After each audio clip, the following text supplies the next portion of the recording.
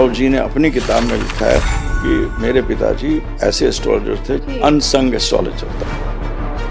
आपने कहा ना कि राजयोग तो लोगों की कुंडलियों में भर भर के होते हैं, लेकिन वो एक्टिवेशन पीरियड आना बहुत ज़रूरी है, तभी उस राजयोग का फ़ायदा मिल पाता है। लेकिन क्या मैं ये समझूं कि 2001 से ही वो एक्टिवेशन पीरियड मोदी जी की ज़िंदगी में शुरू हो चुका था? 76 से 78 तक जो एक्टिवेटेड राशि है वो है वृषभ, टॉरस, जिसको कि मून और मार्स देख रहा है और उसको शनि भी देख रहा है। तो 76 टू 78 तक दुनिया का 78 तक खत्म करने का दुनिया का कोई शख्स इनको पावर से हटा नहीं सकता।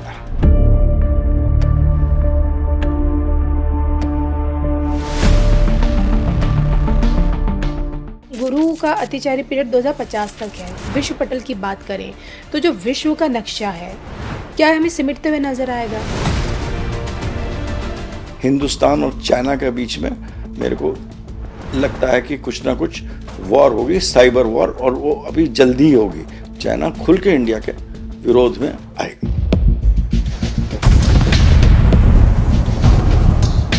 किसी देश को गर्त में ले जाना है तो उसके भविष्य को बिगाड़ो, यानी कि उसकी जो युवा पीढ़ी है उसको गुमराह करो। जो होगा 2030-32 तक, युवा पीढ़ी जागृत होगी।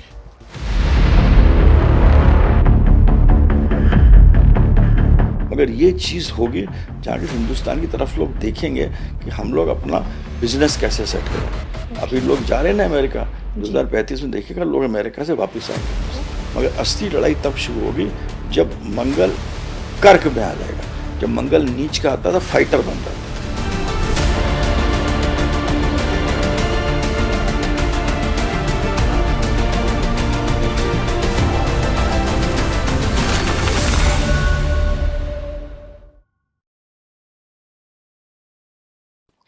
नमस्कार, धर्म ज्ञान के दर्शकों का स्वागत है। मैं हूं आपके साथ कविता राणा। 17 सितंबर से देश के प्रधानमंत्री नरेंद्र मोदी जी की बदलती ग्रह दशाएं, विश्व पटल पर मचने वाली उथल पुथल और सबसे बड़ी बात 2050 तक गुरु अतिचारी वाला पीरियड। देखिए, ये तीनों घटनाएं किस तरह से आपस में कनेक्टेड है, इसी पर बातचीत करने के लिए आज मेरे साथ मौजूद हैं एक ऐसे एस्ट्रोलॉजर, जाने माने एस्ट्रोलॉजर, जो के.एन. राव जी के समय से कई बड़े बड़े एस्ट्रोलॉजर्स के सानिध्य में रहे हैं और एस्ट्रोलॉजी उनकी फैमिली बैकग्राउंड्स में, उनके ब्लड में है। आइए हम स्वागत करते हैं डॉक्टर शंकर अडवाल जी का। सर, धर्म ज्ञान आपका स्वागत करता है। मैं सर, देखिए, बड़े बड़े एस्ट्रोलॉजर्स में आपको गिना जाता है और यही कारण है कि लोग आपके पास आते हैं जानने के लिए कि भविष्य आगे क्या कहता है उनका। और आपसे सबसे पहले जानना चाहती हूँ कि देखिए, आप एस्ट्रोलॉजी अपने पैशन से करते आए हैं और आज भी कर रहे हैं, तो आपसे जानना है कि एस्ट्रोलॉजी को आप किस नज़रिए से देखते हैं? एस्ट्रोलॉजी को क्या हम प्रेडिक्शंस समझें? क्या इसे भविष्यवाणी करती है एस्ट्रोलॉजी या फिर कुछ और है? एस्ट्रोलॉजी 3 स्थितियाँ बताती है आपकी। एक तो आपकी मन की स्थिति बताती है, एक परिस्थिति बताती है और आत्मस्थिति बताती है। तीनों चीज़ एस्ट्रोलॉजी से दिखाई देती हैं। एस्ट्रोलॉजी समझने के लिए नक्षत्र से बहुत ज़्यादा हमें पता रहना चाहिए।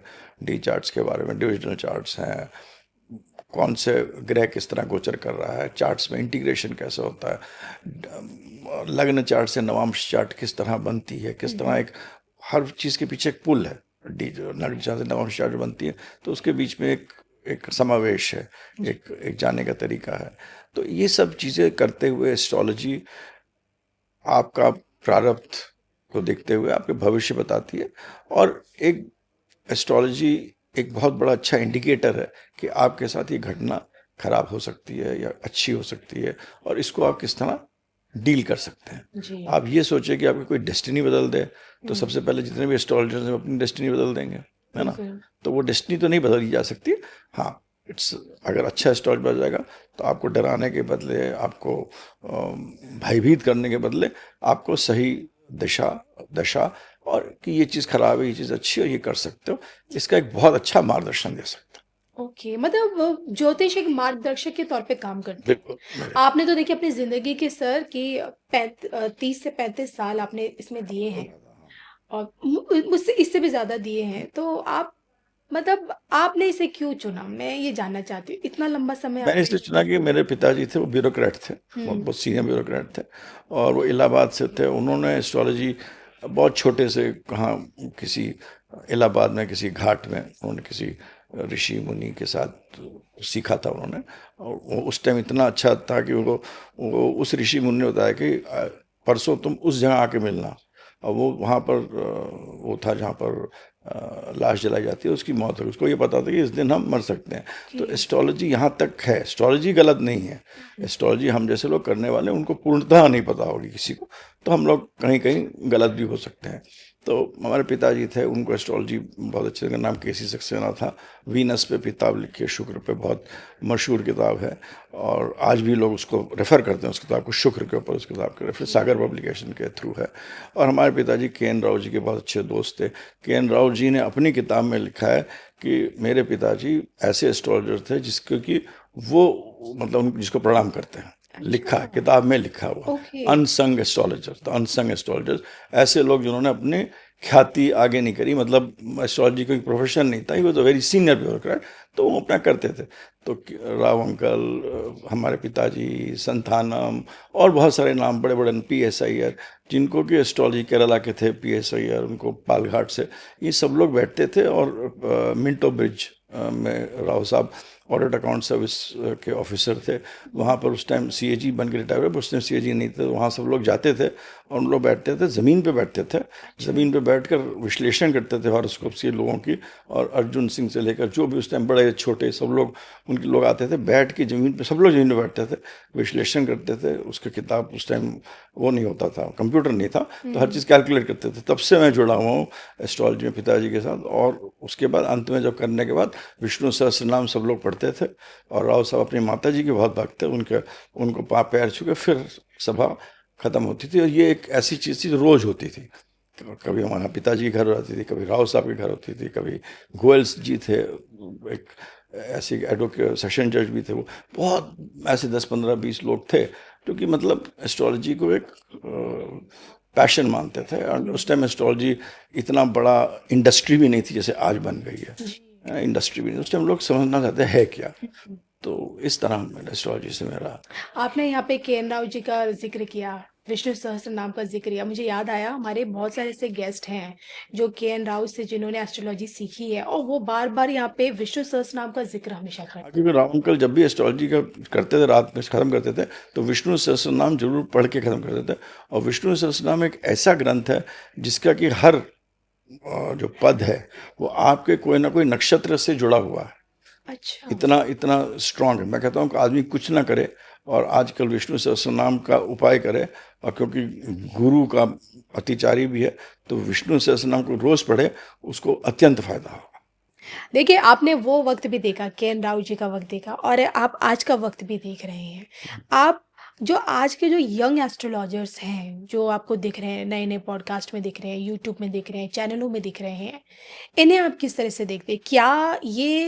क्या ये लोगों को सही से गाइड कर पा रहे हैं एस्ट्रोलॉजिकली? देखिए, एस्ट्रोलॉजी जो यूट्यूब में होती है वो एक्चुअली मार्गदर्शन के लिए होना चाहिए। हुँ, यूट्यूब में बैठ के कोई किसी को कोई बता नहीं सकता क्या मतलब वो है।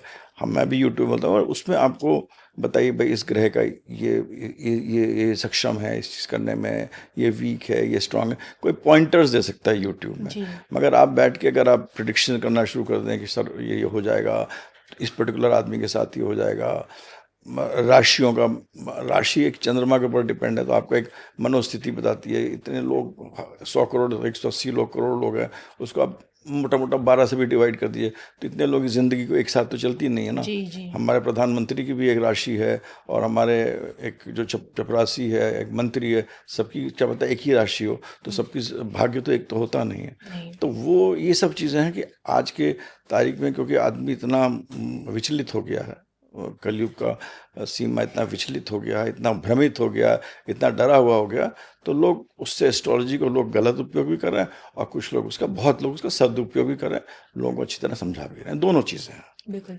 अभी आपसे बात हो रही थी तो आपने गोचर पे बताया कि गोचर आपसे जानना चाहती हूँ कि गोचर किस तरह से काम करती है? कुंडली में, और किस तरह से लोगों की समस्याओं के समाधान में आप लोग गोचर को उसमें देखते हैं? देखिए, गोचर ऐसा होता है, गोचर के पहले आप दशा होती है, आपका हॉरोस्कोप होता है, प्लैनेट होते हैं, राजयोग। बहुत सारे आपके हॉरोस्कोप में बड़े-बड़े लोगों के राजयोग पड़े रहते हैं, बट उन राजयोग का समय आना चाहिए। अगर वो अच्छा। राजयोग का समय नहीं आया, तो वो आपको कोई फ़ायदा नहीं होगा। मैंने इतने ट्रेन में उस दिन एक कलेक्टर के पास जा रहा था, तो बहुत बड़े-बड़े राजयोग पत्रियाँ पड़े थे। मगर राजयोग पड़े होने से क्या होता है? एक समय पे तो बहुत लोग पैदा होते हैं ना, तो राजयोग होने से कुछ नहीं होगा, राजयोग फलित होना चाहिए। जब उस आदमी का राजयोग फलित होगा, तो वो आदमी आगे बढ़ता है। जब वो चीज़ हम देख लेते हैं और हम दशा इत्यादि को भी देख कर देखते हैं कि अब ये टाइमिंग ऑफ इवेंट होने वाला है, तब गोचर से हम ये बता सकते हैं कि ये जो इवेंट है किस समय होगा, क्योंकि गोचर चंद्रमा पे आधारित है। जी। चंद्रमा पे आधारित है, और चंद्रमा हम बड़े-बड़े प्लैनेट्स जैसे बृहस्पति है, शनि है, राहु है, इनको देख लेते हैं, तो ये बता सकते हैं कि अब ये तुम्हारा जो कार्यकाल चल रहा है, इसके अंदर ये 3 महीने में ये चीज़ तुम्हारी नौकरी लग सकती है, नौकरी जा सकती है, तुम्हें ये हो सकता है, ये नहीं हो सकता, ये चीज़ बता सकते हैं गोचर से। जी। दूसरा, आप बहुत सारे पंडित बैठे हैं जो कि आप कनॉट प्लेस में चले जाइए, मंदिर के सामने बैठे हुए हैं, वो गोचर से आप जो आदमी जाता है वो परेशान होता है। जो आदमी परेशान होता है तो गोचर मनोस्थिति तो बता ही देता है। तो मनोस्थिति जो आदमी दिखाने आ रहा है उसकी मनोस्थिति नहीं अच्छी है, तो वो गोचर दे के बता देगा, हाँ तुम्हारी मनोस्थिति अब खराब होने वाली है, अच्छी होने वाली है, इतना तक बता देते हैं। उससे लोग को बहुत राहत भी मिल जाती है, नहीं भी मिलती है, मगर वो एक एस्ट्रोलॉजी करने का तरीका नहीं है। वो खाली सिर्फ एक मतलब सिर्फ गोचर पे पत्री कोई आधार पे कोई पत्री नहीं देखी जाती, तो पक्की बात है इसमें कोई बिल्कुल, तो। बिल्कुल, बिल्कुल। और देखिए, आज आपसे यही जानना है कि किस तरह से आपने कहा ना कि राजयोग तो लोगों की कुंडलियों में भर-भर के होते हैं, लेकिन वो एक्टिवेशन पीरियड आना बहुत ज़रूरी है, तभी उस राजयोग का फ़ायदा मिल पाता है। लेकिन क्या मैं ये समझूँ कि 2001 से ही वो एक्टिवेशन पीरियड मोदी जी की ज़िंदगी में शुरू हो चुका था? 2001 से लेके अब तक का उनका जो पूरी दुनिया ने कार्यकाल देखा, उनको मुख्यमंत्री के तौर पे और आज प्रधानमंत्री जी के तौर पे। अगले महीने उनका जन्मदिन भी है, 17 सितंबर। 76 वर्ष मुझे लगता है लगभग पूर्ण हो जाएंगे, या 77वें वर्ष में वो कदम रख लेंगे। तो आज जानना है कि क्या अभी भी उनका और टॉप का समय आना बाकी है? देखिए, मोदी जी की हॉरोस्कोप का समय और लग्न पे बहुत उसको उसको एक मिनट हम उसको अलग कर देते हैं। मेरा अपनी पद्धति है, जैसे नाड़ी तो एस्ट्रोलॉजी का एक टर्म होता है, जी, जी। तो उसमें भृगु नंदी नाड़ी भी है, ध्रुव नाड़ी भी, इस तरीके से एक इस ऐसे हमने भी एक हमारा भी एक जो इतना रिसर्च करी है उसके हिसाब से बहुत सारे चीज़ों को देखकर मैं ये समझ जाता हूँ कि इस पर्टिकुलर आदमी का अगर ये सब प्लैनेट्स हैं तो उसका कौन सा राशि एक्टिवेट होती है, किस टाइम एक्टिवेट होती है। जी। तो मोदी जी के अगर आप जनरल हॉरोस्कोप देखिए तो उनका चंद्र लग्न ले लेते हैं, जो कि बहुत इंपॉर्टेंट है। हम जानते हैं हम मोदी जी की हॉरोस्कोप देख रहे हैं, तो हम चंद्र लग्न लेते हैं। चंद्र में उनका वृश्चिक राशि है और वहाँ मंगल बैठा हुआ है। तो चंद्र मंगल अपने आप में एक बहुत बड़ा योग है, क्योंकि वृश्चिक में उसका कोलॉट दूसरा जो मालिक होता है केतु होता है। तो वहाँ पर आप समझिए चंद्र मंगल और केतु की युति है। तो ऐसे आदमी जो होगा वो बहुत सीक्रेटिव होगा, वो अपना जो सोच रहा है वो किसी को बताएगा नहीं। चंद्रमा होगा तो बहुत गहरा सोच सकता है, और मंगल होगा ये दोनों चीज़ें करके एक्शन ले सकता है। ये एक बहुत बड़ी चीज़ है मोदी जी की हॉरोस्कोप में, चंद्रमा वो भी लग्न में है, जी, उसका जी। लग्न में है। उनकी सबसे दूसरी बड़ी चीज़ जो बहुत सबसे हॉरोस्कोप में बहुत स्ट्रांग है, वो है शनि और शुक्र की युति। बहुत हॉरोस्कोप में युति मिलेंगी, मगर युति जो होती है डिग्री में आसपास होना चाहिए, और शनि और शुक्र उनमें आत्मकारक है और अमात्य कारक है। अच्छा। तो आत्मकारक होता है जो हमारा हम किस पर्पस के लिए इस दुनिया में आए हैं, भगवान भेजता है चीज़ के लिए। कृष्ण भगवान चाहते तो कौरव पांडवों के लिए 5 गांव के लिए लड़ाई हो गई थी, उन्होंने सुदामा को तो एक पूरा द्वारका बना के दे दिया था ना उनको दान में। तो वो चाहते तो पांडवों को भी एक हस्तिनापुर बना के दे सकते थे, बिल्कुल, बिल्कुल, मगर बिल्कुल। वो युद्ध कराना था, उनको होना था, निश्चित थी। तो उनका एक कृष्ण भगवान का भी पर्पस था करने के लिए। इस तरह इनका भी शनि और शुक्र मतलब आत्मकारक, जिसके लिए प्रारब्ध ने इसको पैदा किया है, जिस मकसद पूरा करने के लिए, और अमात्य कारक कार्य, ये दोनों के जो प्लैनेट्स हैं शनि और शुक्र, और दोनों आपस में बहुत अच्छे दोस्त हैं।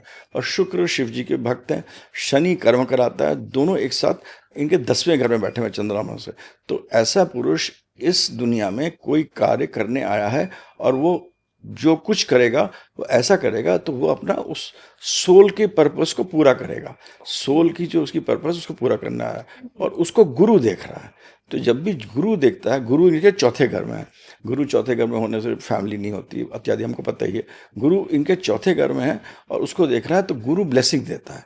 मतलब ऐसा आदमी बहुत सर्वनाश करने नहीं आया है, गुरु देख रहा है, ब्लेसिंग दिया है, तो मतलब जो भी उसकी लाइफ की सोल पर्पस है वो कोई हितकारी पर्पस के लिए आया है। जी जी। इसके अलावा इन मोदी जी के हॉरोस्कोप में 5वें घर में और मतलब राहु बैठा हुआ है, जिसके घर में 5वें घर में राहु बैठा है वो स्ट्रैटेजी करने में बहुत अच्छा होता है, वो प्लानिंग करने में बहुत अच्छा, दूर सोचने की बहुत बड़ा सोचने में सक्षम होता है। और जो प्रधानमंत्री होगा उसके लिए ये चीज़ तो बहुत ज़रूरी है, इस चीज़ में सक्षम रहे। और ये जो उनके जो बुध है वो उनका उच्च का बुध है, उच्च का बुध सूर्य केतु के साथ बैठा हुआ है।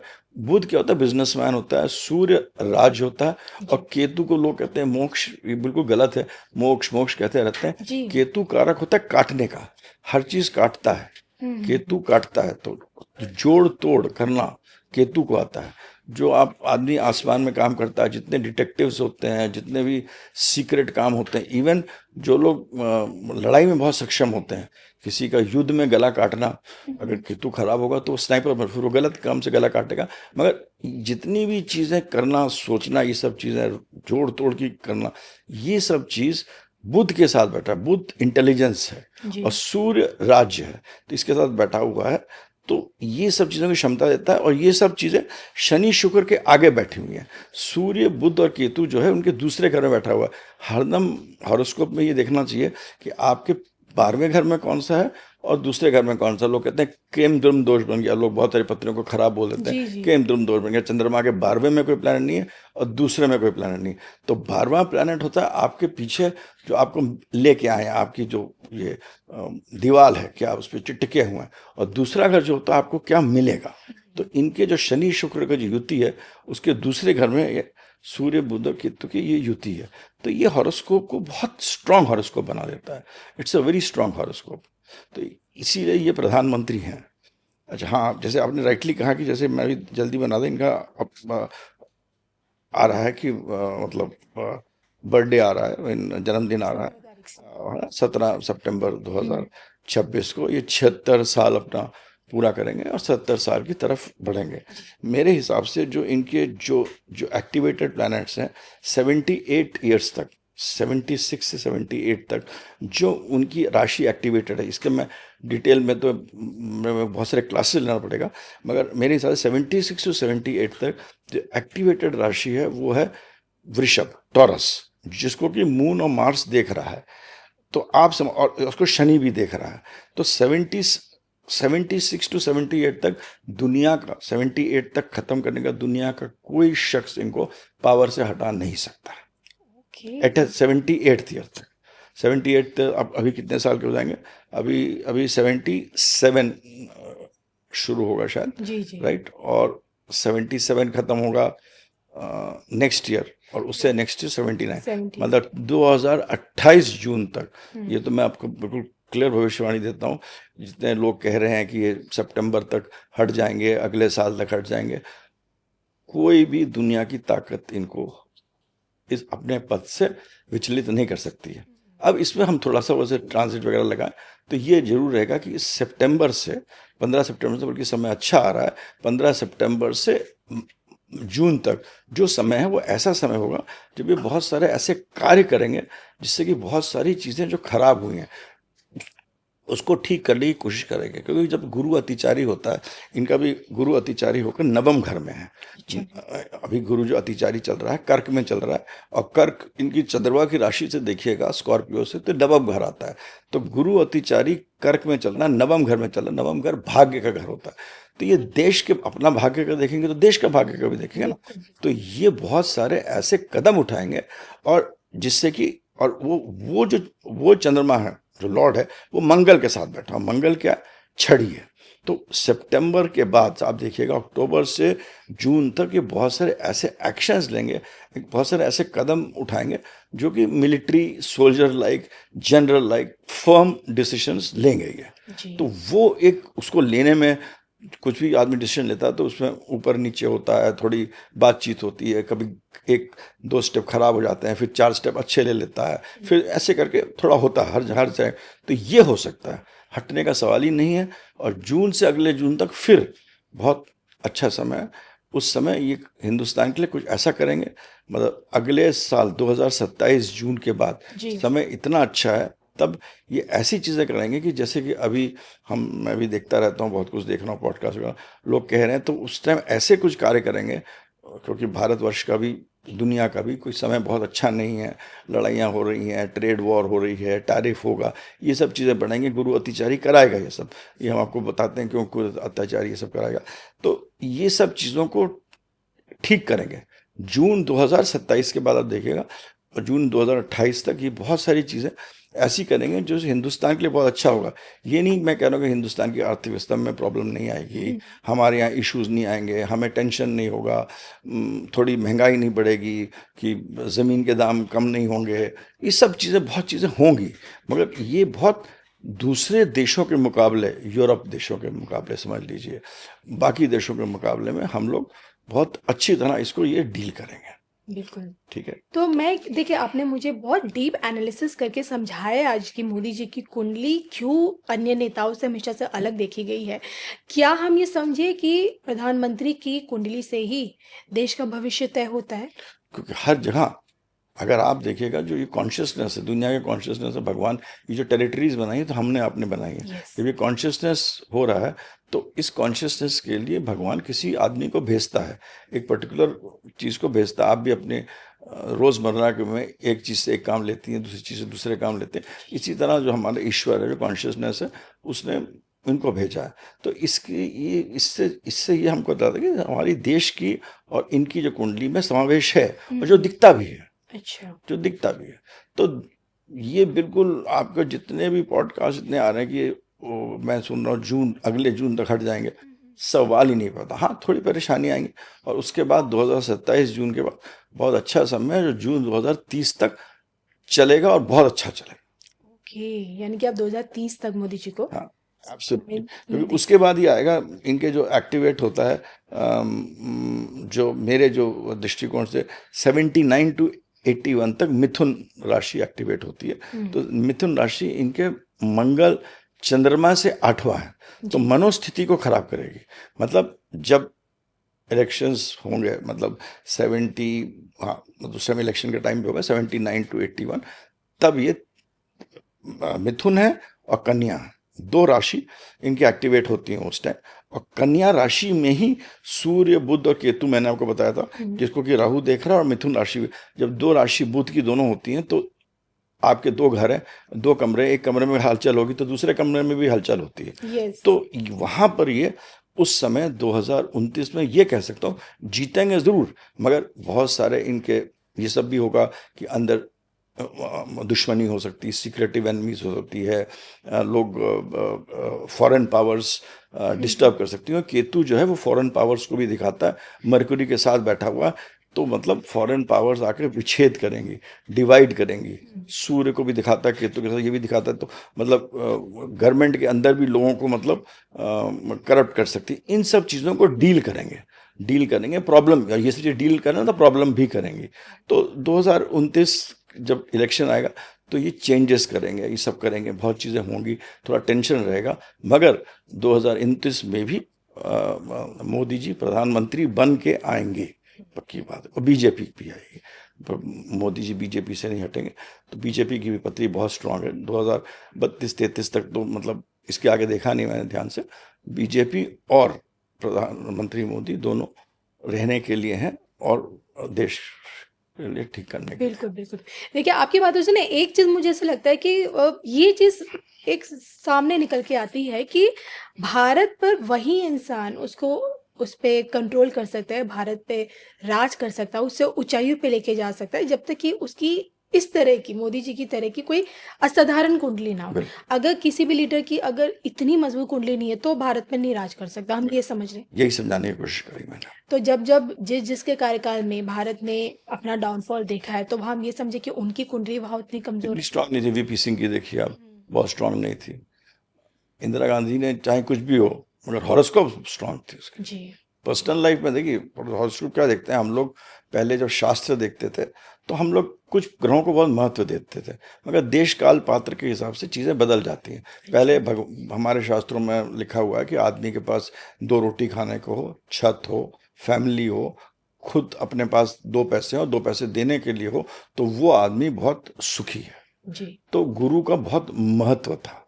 गुरु अभी उन चीज़ों का कारक है, तो गुरु का बहुत महत्व था। तो लोग गुरु को जहाँ वीक देखते हैं, लोग कहते हैं कि पत्री बेकार है, या मगर अब बदल गया है। अब हमारे यहाँ कलयुग का समय है, तो शुक्र राहु जैसे भी प्लैनेट्स इंपॉर्टेंट हो गए हैं, युवा बहुत इंपॉर्टेंट हो गया, बुध बहुत इंपॉर्टेंट हो गया, केतु बहुत इंपॉर्टेंट, ये प्लैनेट्स भी बहुत इंपॉर्टेंट है जो हमें अब देखना चाहिए। अब गुरु जो है वो अच्छा प्लैनेट है। गुरु अतिचारी लोग 2030-35 के बाद छोड़ देते हैं, गुरु अतिचारी 2050 तक चलेगा। क्योंकि अगर आप जिसको भी पता है एस्ट्रोलॉजी देख ले, 2025 से 2050 तक गुरु अतिचारी चलेगा। गुरु अतिचारी, गुरु खराब कुछ नहीं कर रहा है। गुरु इस पहले 2030-32 तक 2032-35 तक गुरु क्या कर रहा है कि चीज़ों को आपको आईना दिखा रहा है। अमीर आदमी अमीर बनना चाहेगा। जो देश आजकल क्यों लड़ रहे हैं, आपस में क्यों लड़ रहे हैं? लड़ाई हो रही, किस चीज़ की लड़ाई हो रही है? कि हमारे पास पैसा आ जाए, कि हमारे पास कंसंट्रेशन ऑफ पावर आ जाए। ये सब चीज़ें ज़्यादा आएंगी। और 2032 और 2035 के बाद जो आम आदमी होगा, जो मासेस होंगे, वो ये सब जब आईना वो देखेंगे, जब तक आपको दिखेगा नहीं, जब आपको पता नहीं चलेगा किसी भी रूप में आए वो, तब वो एक्टिवेट होगा एंड थिंग्स विल चेंज। मतलब इक्वालिटी ऑफ इनकम आएगी, रूल्स बदलेंगे। जैसे कि श्री राम ने बहुत सारे रूल्स बनाए थे कि ऐसे होना चाहिए, ऐसे होना चाहिए, मर्यादा पुरुषोत्तम। एक पर भगवान कृष्ण ने आके क्या कहा कि भाई ये रूल्स कोई फायदा नहीं है ना। भीष्म पितामह जी, आप इतने इतने आदमी, इतने सब कुछ जानते हैं, आपने एक प्राण जाए पर वचन ना जाए दे दिया, और आपने दुर्योधन का साथ दे दिया, है ना। तो वो कृष्ण भगवान ने फिर रूल्स बदले थे ना। कर्ण को निहत्था मरवाया ही था ना उन्होंने, भाई उसने गलत काम किया है, तो मतलब ये रूल्स चेंज होंगे। वही मैं एग्जाम्पल की तरफ बताया, तो रूल्स चेंज होंगे। उस रूल्स के कारण फिर सनातन का वे ऑफ लाइफ का, और हिंदुस्तान के लिए 2035 के बाद स्वर्ण समय। अगर मैं एक मोटा मोटा आपको बोलूं तो 2027 से 2032 तक, 2029-30 तक समय जो है अच्छा, बहुत अच्छा समय नहीं है। बहुत समय ऐसा है जहाँ की ऊपर नीचे होगा, डिफ़िकल्टीज आएंगी, प्रॉब्लम्स आएंगी, लड़ाइयाँ होंगी। मैं ये भी कहता हूँ कि वर्ल्ड वॉर जैसी चीज़ नहीं होगी। कि अगर वर्ल्ड वॉर होगा तो खत्म हो जाए, मतलब मगर लड़ाइयाँ स्पेस में ज़्यादा होंगी। जो गुरु स्पेस का कारक है। नहीं, जैसे हम लोग बात करते हैं एटॉमिक वॉर, तो ये सब एटॉमिक वॉर नहीं होगी, और ऐसी भी कोई लड़ाई नहीं होगी एकदम से कोई 2 खेमे खड़े हुए लड़ रहे हैं। जितनी भी लड़ाई होगी आकाश पे लड़ाई होगी, मिसाइल, ड्रोन, हो सकता है कहीं न्यूक्लियर कुछ डाल दे किसी ने, थोड़ा सा कुछ हानि हो जाए, मगर ऐसा कुछ नहीं होगा कि सर्वनाश हो जाए। अगर कोई न्यूक्लियर बम पड़ जाए, ये मेरे को नहीं दिख रहा बिल्कुल। जमीन पे नहीं होगी battle on the battle will be on sky पे होगी, आकाश पे, क्योंकि यही गुरु जो है वो आपके सांस का कारक है। अच्छा। आकाश का कारक है।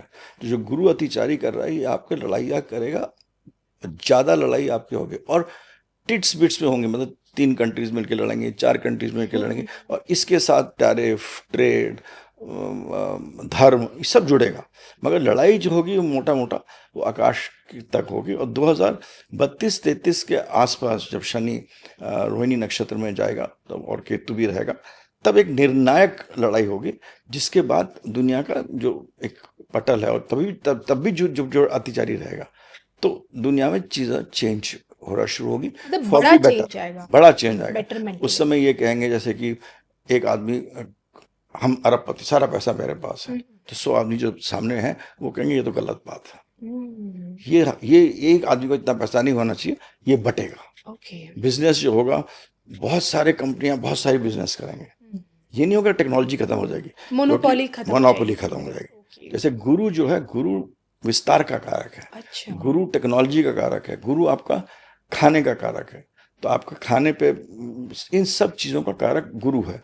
तो गुरु इन्हीं सब चीज़ों में आपको आईना दिखाएगा, और फिर इन सब चीज़ों में गुरु करेक्शन कराएगा। ये हमारा एक मोटा मोटा एक ये गुरु अतिचारी तो लोग 2035 30 32 42 छोड़ देते हैं, मगर 2035 से 50 तक जो अगला, शायद मैं ना देखूं, और जो अगला 15-20 साल आएंगे उसमें गुरु इस पूरे दुनिया के लिए अच्छा रहेगा। हिंदुस्तान की पत्री अगर अलग से देखा है, हिंदुस्तान के लिए बहुत अच्छा रहेगा। मगर हाँ, अभी से 2032-33 तक समय जो है वो कोई समय पीड़ा का समय है, ऐसा समय है जहाँ अराजकता फैलेगी, जहाँ फॉरेन पावर्स हिंदुस्तान के हॉरोस्कोप देखें जी तो आप सब जगह सुन ही रहे हैं, मंगल की दशा चल रही है और मंगल में राहु की दशा चल रही है, जी मंगल दूसरे घर में है, राहु लग्न में है, वगैरह वगैरह। और हमारे बहुत सारे प्लैनेट्स तीसरे घर में है, अश्लेषा नक्षत्र में है। अश्लेषा नक्षत्र भी एक कुंडलिनी नक्षत्र है जो कि कुंडली मार के बैठा है ज़्यादातर हमारे प्लैनेट्स को।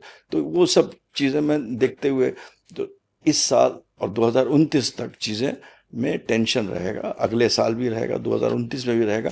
2029 के बाद निर्णायक चीज़ें होंगी, जिसके कि तभी 2029 का जो इलेक्शन जो होगा वो थोड़ा सा होगा जिसमें कि मोदी जी बहुत सारी चीज़ें बदलेंगे। मेरे को समझ में आता है, जो मेरे को लगता है, जो मेरी अपनी रिसर्च है, बदलेंगे, मगर he will be the prime minister of the country again. और 2032 में एक नया हिंदुस्तान का चीजें बदलेंगी। चलिए, आपने गुरु अतिचारी में 2032 से आपने बताया कि एक नया भारत देखने को मिलेगा। 2035 समझ लीजिए, 35 मान लेते हैं, 35। लेकिन गुरु का अतिचारी पीरियड 2050 तक है। तो मैं ये समझना चाहती हूँ कि 2050 तक अगर हम विश्व पटल की बात करें तो जो विश्व का नक्शा है, क्या हमें सिमटते हुए नजर आएगा? देशों में आपस में विलय होता जाएगा क्या? कुछ ऐसा आपको लगता है? हमें तो मतलब मेरे को ऐसा तो नहीं लग रहा कि देशों में कुछ विलय होगा, मगर आप ये देखिएगा यूरोप एज अ वो कॉन्टिनेंट एज अ वो बहुत नीचे जाएगा। ओके इंग्लैंड की हालत काफी खराब होगी। यूएसए को लोग कह रहे हैं खराब होगी, ठीक है खराब होगी, मगर अपने आप एक वर्ल्ड पावर रहेगा। 2035 34 35 तक वर्ल्ड पावर रहेगा, उसके बाद नीचे जाएगा, मगर एक पावर उसको रहेगा। जी जी हिंदुस्तान और चाइना के बीच में मेरे को लगता है कि कुछ ना कुछ वॉर होगी, साइबर वॉर, और वो अभी जल्दी ही होगी, मतलब अगले साल के करीब। और ये आपको मैं किस तरह समझाऊं, हम इस तरह समझते हैं कि जैसे कि हम लोग सब लोग जानते हैं ग्रहण पड़ रहा है, तो ग्रहण चाइना का, तो ग्रहण में जो राशि एफ्लिक्टेड है वो है कर्क राशि, ठीक है।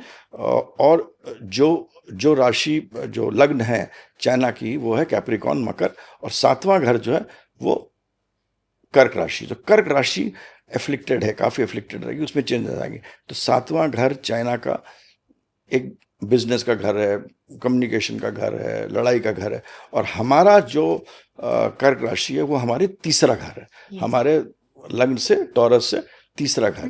तो अगर आप ये दोनों कर्क राशि तीसरे और 7वें देखिए, तीसरा क्या है, कॉन्टैक्ट्स है, कंप्यूटर्स है, कम्युनिकेशंस है, साइबर वॉर है, और वही राशि जो 7वां घर है वो चाइना का है। तो आप समझ लीजिए चाइना और हिंदुस्तान के बीच में अगले साल बहुत तरीके की साइबर वॉर, साइबर अटैक्स, चीज़ें लेना, ये सब चीज़ें शुरू होंगी किसी न किसी तरीके से।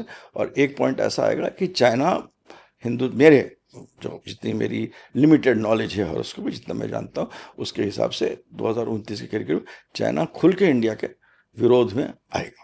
ओके लेकिन 2050 तक का जो हम पीरियड लेके चल रहे हैं गुरु अतिचारी में, तो इसमें अगर हम पूरे एशिया को देखें तो आपको क्या लगता है कि पूरे एशिया में कौन सी वो कंट्रीज हैं जो ऊपर की तरफ बढ़ेंगी? पूरे एशिया में अगर कोई कंट्री ऊपर की तरफ बढ़ेगी वो है हिंदुस्तान, भारत।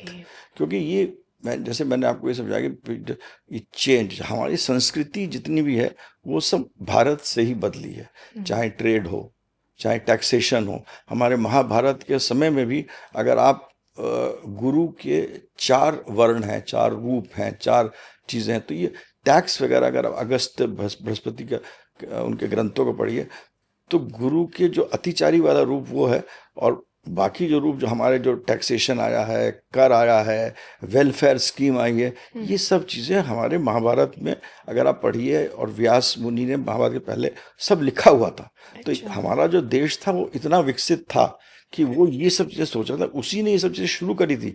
फिर लोग आए, अमेरिका तो भाई 250 साल पुराना है, 200 यूके हमारे पास आया, उसके बाद भी कुछ नहीं था। तो लोग हमारे पास आए, विरासत से हमारी चीज़ें ले गई, उनको उन्होंने शायद थोड़ा अच्छा करा, जो हमारी गृह स्थिति थी उसी को यूज़ करा। तो वो सब चीज़ें अब हम लोगों को नए तरीके से बताएंगे और टेक्नोलॉजी का भी बहुत उत्थान होगा। हम्म, टेक्नोलॉजी का भी बहुत उत्थान होगा, आर्टिफिशियल टेक्नोलॉजी का भी उत्थान होगा, क्योंकि ये टेक्नोलॉजी तो है, इसको लोग ज़्यादातर बुद्ध बोलते हैं, राहु बोलते हैं, आर्टिफिशियल टेक्नोलॉजी, मगर है तो ये नॉलेज। जी। नॉलेज का कारक कौन है? बृहस्पति। तो जब बृहस्पति अतिचारी हो गया, तो विष्णु ने जब शिव का रूप ले लिया, तो यही नॉलेज से आज गेमिंग हो रही है, गैम्बलिंग हो रही है, सब कुछ हो रहा है। महाभारत में भी युधिष्ठिर बहुत बड़े गैम्बलर थे ना, गैम्बलिंग करते थे उस जी टाइम, जी। ऐसा तो था नहीं गैम्बलिंग। तो इसी टेक्नोलॉजी से सब चीज़ें हो रही है, मगर इस टेक्नोलॉजी का कारक जुपिटर है, और जुपिटर जो विष्णु का रूप से शिव का रूप लेके आपको दिखा रहे हैं कि देखो भाई ये सब होगा। जब कुछ गलत होगा तभी तब उठेगा, जब बिल्कुल। तक आपके साथ कोई कुछ करेगा नहीं तब तो चीजें आप सही रिएक्शन नहीं कैसे करेंगे, करिएगा? बिल्कुल। तो this is the first part of guru तिचारी is action. Hmm, second part जो होगा वो रिएक्शन होगा। तो इस तरह हमको देखना चाहिए और बृहस्पति को प्रणाम करना चाहिए कि वो आया है करने। बिल्कुल। देखिए, इस एक्शन और रिएक्शन के बीच में इंपॉर्टेंट बात आ जाती है बृहस्पति, और बृहस्पति से जुड़ा अगर बात करें शिक्षा, एजुकेशन, एजुकेशन के साथ हेल्थ। तो मैं जानना चाहती हूँ कि इन आने वाले सालों में देश की हेल्थ और एजुकेशन सेक्टर में क्या आपको लगता है परिवर्तन देखने को मिलेगा? आम जनता के लिए फ्री हो पाएगा? बृहस्पति एजुकेशन के लिए इसका शुक्ल चैत्र प्रतिपद के हॉरोस्कोप अगर आप देखिए, जो इस साल की है, जो अगले मतलब हमारे नवरात्रों तक है, और 4 नवरात्र हैं, उनके पीछे भी बहुत बड़ा एक हमारा एस्ट्रोलॉजी से बहुत गूढ़ संबंध है, वो कभी कोई और संबंध है। तो उसमें भी जब गुरु इस साल तो इसने आपको एजुकेशन सिस्टम में देखिए प्रॉब्लम लाके दिखाया ना, ये हो रहा, ये नहीं हो रहा। अब जो मैंने बताया था जनवरी टू जून, ये जो पीरियड है ना, इसमें एजुकेशन सिस्टम में बहुत ज्यादा सख्त सुधार आएंगे, ओके। जो कि हमारे लिए बहुत अच्छे होंगे। तो यही मैं आपको ये जो इसमें हम खाली गुरु अतिचारी नहीं, बहुत सारे और प्लैनेट्स भी वर्क कर रहे हैं इंडिया के हॉरोस्कोप में और मोदी जी की हॉरोस्कोप में भी। तो और उनका मरकरी एग्जॉल्टेड है, तो बहुत स्ट्रिक्ट और बहुत अच्छे कानून आएंगे। अगर ये नहीं होता तो क्या कुछ नहीं होता? बिल्कुल बिल्कुल। ये हुआ तो कुछ हुआ। बहुत सारा लोग फॉरेन ताकत हमारे इंडिया में घुस रही हैं, पैसे ला रही हैं, सब कुछ हो रहा है आज की तारीख में। तो इन सब चीज़ों को भी डील करा जाएगा। तो ये सब चीज़ों में मेरे हिसाब से, मैं कोई मतलब किसी का कोई वो नहीं है, मगर मोदी जी की हॉरोस्कोप में वो क्षमता है। मोदी जी की हॉरोस्कोप भी देख लीजिए, अमित शाह जी की भी हॉरोस्कोप बहुत स्ट्रांग है। तो इन सब की और भी जैसे देवेंद्र फडणवीस जी हॉरोस्कोप है, बहुत स्ट्रांग हॉरोस्कोप है।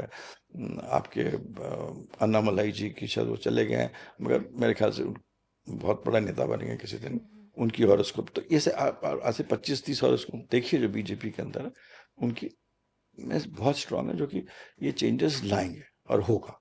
मतलब इनकी लीडरशिप में आपको लगता है कि कुछ बड़ा बदलाव होगा? हाँ। लेकिन मैं जानना चाहती हूँ कि 2050 तक अगर भारत लीड करता है, आगे बढ़ता है, आपने कहा एशिया में तो 2035 के बाद तो हाँ, भारत है। भारत लीड करेगा, और एशिया से ऊपर निकल के ऑल ओवर द वर्ल्ड में भी लीड बिल्कुल। करता हुआ आपको साफ नजर आ रहा अभी से। लेकिन यहाँ पे भारत को लीड करने वाली जो शक्ति है, भारत का यूथ, भारत का भविष्य, स्टूडेंट्स हो गए, वो आपको क्या लगता है, मतलब कहाँ किस ओर जाता हुआ दिख रहा है? मेरे हिसाब से ये जितना भी पूरा जो क्योंकि देखिए, हमेशा कहा जाता है कि अगर किसी देश को गर्त में ले जाना है तो उसके भविष्य को बिगाड़ दो, यानी कि उसकी जो युवा पीढ़ी है उसको गुमराह कर दो। तो यही हमारी जो युवा पीढ़ी है, ये मैं ये नहीं कह रहा हूँ कि एकदम से कुछ बहुत बदलाव आएगा, मगर जो होगा 2030-32 तक, युवा पीढ़ी जागृत होगी। ओके। युवा कहेगी कि भैया सारा पैसा तो एक आदमी के पास जा रहा है, ये चीज़ ठीक नहीं हो रही है, वो चीज़ ठीक नहीं हो रही है, ये चीज़ें होंगी। उसके अंदर हमारी बाहरी ताकतें भी, पॉलिटिशियंस भी उस पर मतलब धुएं पे गलत तरीके से करेंगे, उसको हम छोड़ देते हैं, वो केतु का असर है। मगर ये सब चीज़ें 2029-30 तक होंगी, और यही युवा उन्हीं के सबके मारे और जो के मारे चेंजेस आएंगे, और जिसकी तरफ हिंदुस्तान एक अच्छी तरफ बढ़ेगा। तो युवा का जो रोल आ रहा है वो बहुत इम्पोर्टेंट आ रहा है। उसमें अब जैसे कि ये कॉकरोच जनता पार्टी थी, उसकी हॉरोस्कोप में देख रहा हूँ तो वो तो बिल्कुल जिस तरह तो वो वैसी कोई पार्टी मेरे को, वो भी आएंगे, ऐसी ताकतों का आना जरूर है। कॉकरोच जनता पार्टी की हॉरोस्कोप मैंने बनाई थी तो 6, 8, 12 में और 5 में बहुत सारे प्लैनेट्स थे, तो पूरा बिल्कुल ये लग रहा था, गुरु शुक्र 9वें घर में था, राहु 5वें घर में था, तो ये बिल्कुल लग रहा था कि मेरे को कि मतलब कि वो हॉरोस्कोप ही ऐसी लग रही थी कि बाहरी ताकतों के पैसे हमारे यहाँ अराजकता फैलाने के लिए करी गई है। कि बिल्कुल मेरे कॉकरोच जनता पार्टी के बारे में ऐसा कुछ मतलब कोई वो रहा नहीं, उसके जो नेता भी होंगे वो भी ऐसे ही होंगे, मेरे को पता है। तो वैसी पार्टियां भी आएंगी, वो लोग भी ये सब करेंगे। तो ये लोग जो है ना, जैसे कि हाइड्रोजन और ऑक्सीजन को मिलाने के लिए आपको कुछ पार्टिकल्स की जरूरत पड़ती है, तभी पानी बनता है ना, जी। तो ये लोग भी पानी, ये वही रोल प्ले करेंगे। तो चीजें आएंगी, प्रॉब्लम्स भी आएंगी, थोड़ा अनएम्प्लॉयमेंट भी बढ़ेगा, रिसेशन भी बढ़ेगा, मगर हिंदुस्तान बाकियों से अच्छा होगा। और युवा के कारण बहुत सारे चेंजेस आप देखिएगा 2032 तक होंगे, जिसमें कि युवा बहुत इंपॉर्टेंट रोल प्ले करें। हम्म। देखिए, एक सवाल मैं ये भी पूछ लेती हूँ, मुझे लगता है बहुत ज़रूरी है, क्योंकि अ, देश की इकोनॉमी, उसकी जीडीपी, उसकी ग्रोथ को लेके अब कहा जाता है कि भारत कभी विश्व में सोने की चिड़िया हुआ करता था, और आज भी है, मानते हैं, लेकिन एक जहाँ होती है ना विश्व की चिड़िया, आगे भविष्य में विश्व शेर बनेगा, सोने का शेर। तो क्या लगता है इकोनॉमिकली भारत कितना बूम करेगा भविष्य में? नहीं, अभी तो देखा जाए तो भारत ही के हम चौथे नंबर, तीसरे नंबर, पहले और चौथे में फर्क बहुत है, ठीक है।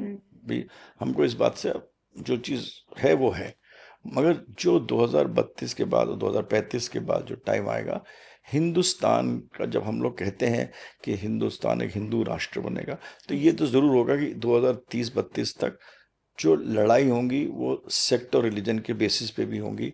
अगर जमीन तो हिंदू, मुस्लिम, क्रिश्चियन ऐसे करके भी सेक्ट बनेंगे, जिनके कारण भी विभत्सता होगी, लड़ाई पानी पर ज्यादा होगी। लोग पानी बांटने की कोशिश करेंगे, लोग आकाश बांटने की कोशिश करेंगे।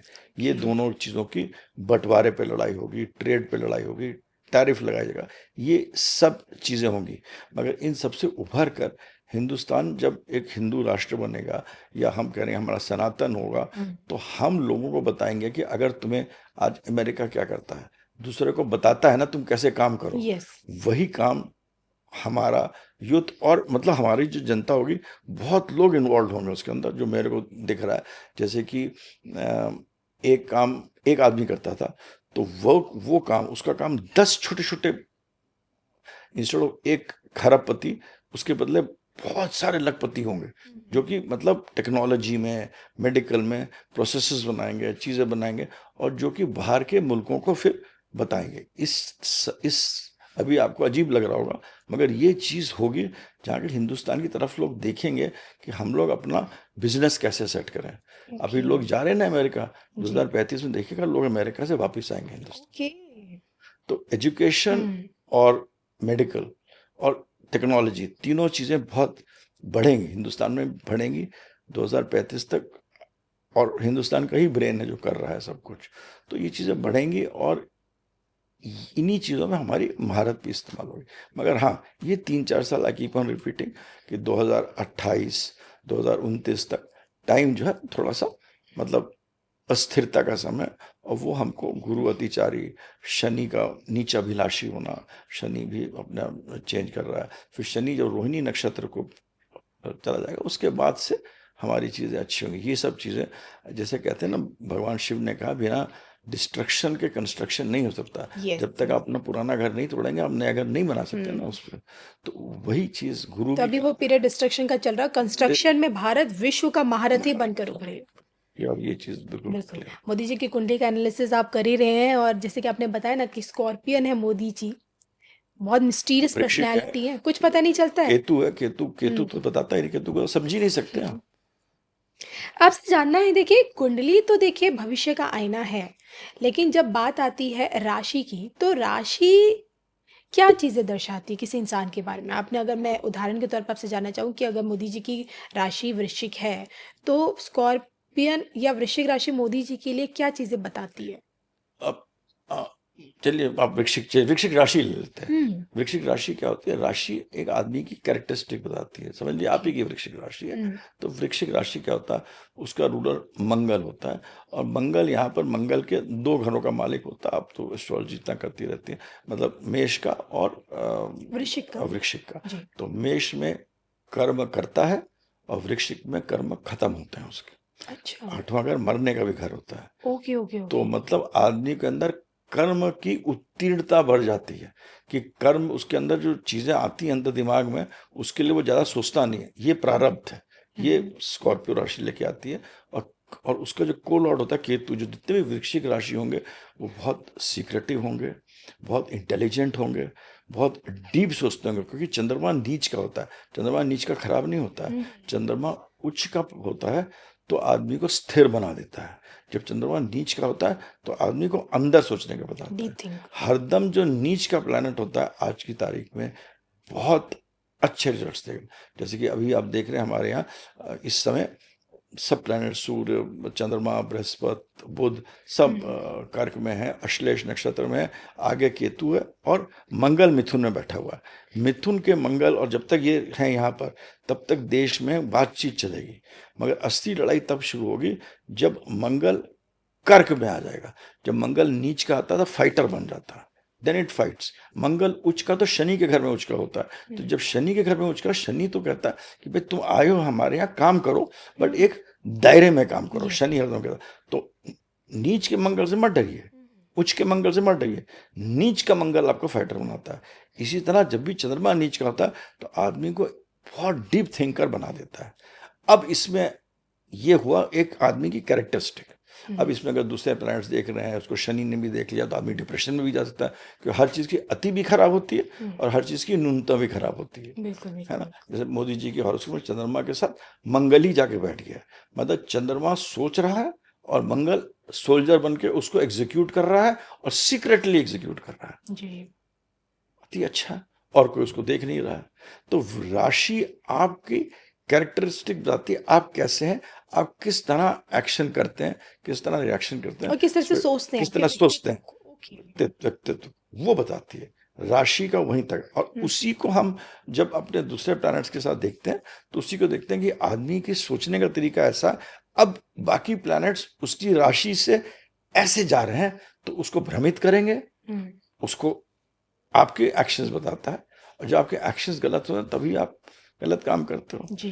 तो बहुत चीजें लोग गोचर से भी बता, इस तरह गोचर का भी इस्तेमाल करता है। मगर राशि का जो आपने पूछा, राशि ये बताती है, और हर राशि ये बताती है। इस तरह कर्क राशि अपनी चीजें बताती है, टॉरस अपनी बताएगी। बिल्कुल बिल्कुल।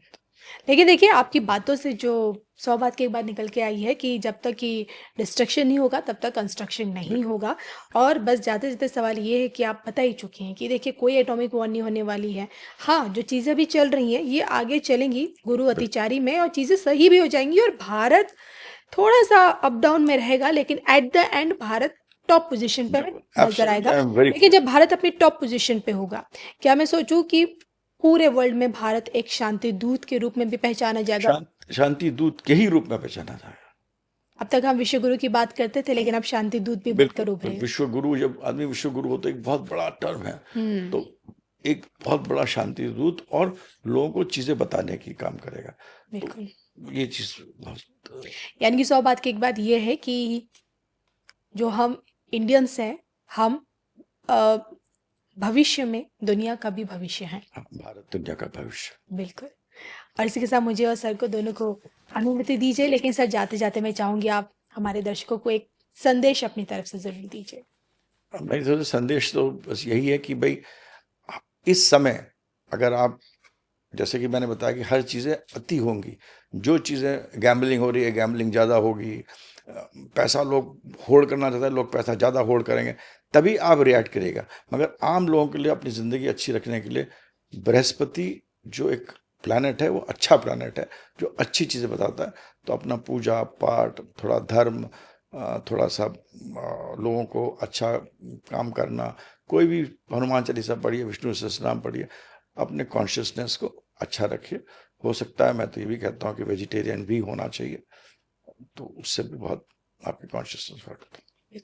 और अपनी जिंदगी में ज्योतिष को मार्गदर्शन के रूप में ही उपयोग कीजिए और इसी के साथ मुझे और सर को दोनों को अनुमति दीजिए। नमस्कार।